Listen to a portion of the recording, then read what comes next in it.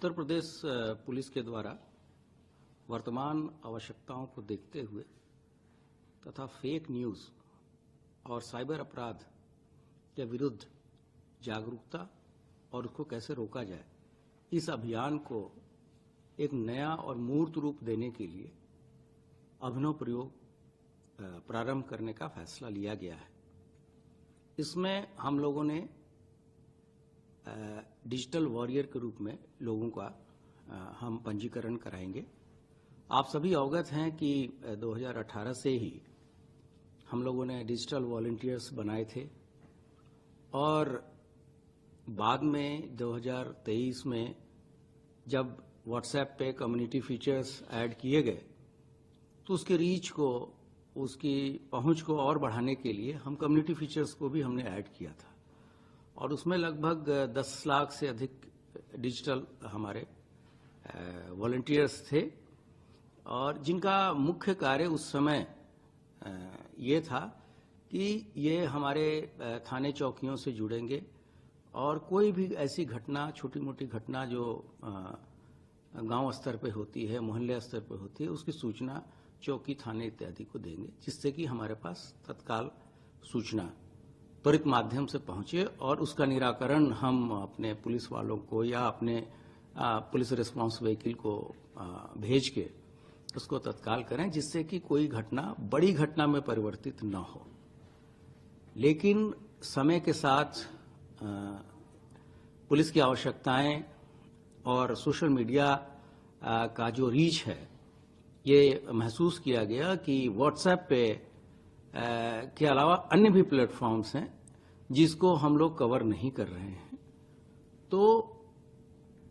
इन आवश्यकताओं को देखते हुए तथा जो साइबर क्राइम का एक नया आयाम जुड़ता जा रहा है, उसको देखते हुए ये निर्णय लिया गया है कि अब हम हमारे जो डिजिटल वॉलंटियर्स हैं उनको एक हम नया नाम देंगे जो कि डिजिटल वॉरियर होंगे। और इसके लिए हम लोग जो जितने भी स्कूल कॉलेजेस हैं इसमें लोगों को प्रोत्साहित करेंगे। इसके लिए कार्यशालाएं आयोजित की जाएंगी। इनके गूगल फॉर्म भी हम भरवाएंगे जिसमें उनके कॉन्टैक्ट नंबर्स रहेंगे। साथ ही साथ हम एक ये भी प्रयास कर रहे हैं कि स्कूल कॉलेजेस में साइबर क्लब की स्थापना भी हम करें। इस साइबर क्लब में जो वहाँ के जो डिजिटल वॉरियर्स होंगे वो एक वर्कशॉप कराएंगे जिसमें जो नए नए प्रयोग हो सकते हैं